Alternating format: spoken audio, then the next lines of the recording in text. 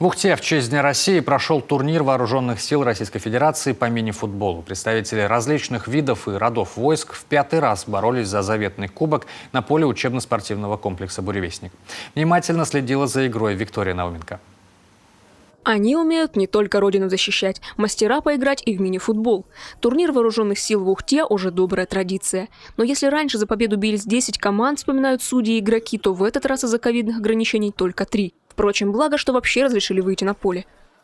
Сегодня мы проводим 5-й кубок по мини-футболу, посвященный государственному празднику Дню России.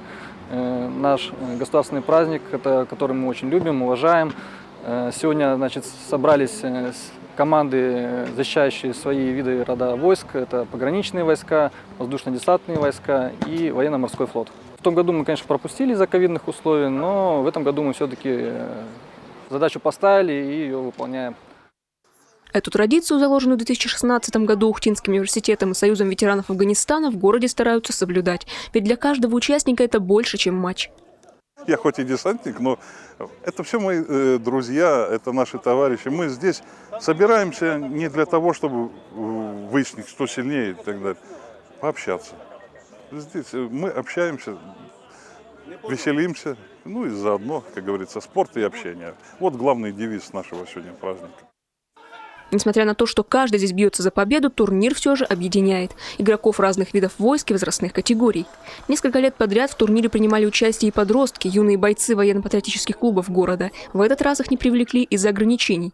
Впрочем, самый старший игрок и бессменный участник и в этот раз на поле. Валентин Кириллов, в прошлом преподаватель кафедры физической культуры УГТУ, в свои почти 70 остается верен спорту и не упускает возможности сыграть.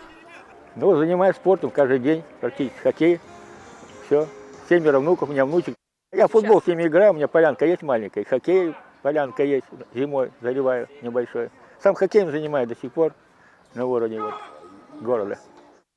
Валентин Борисович играет за ВДВ. Такие спортсмены со стажем в составе – главный рецепт победы этой команды. Представители воздушно-десантных войск побеждали уже трижды.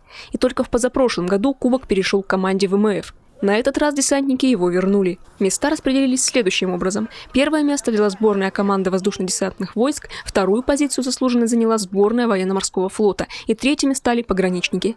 Виктория Науменко, Павел Лагутин, телеканал Юрган, Ухта.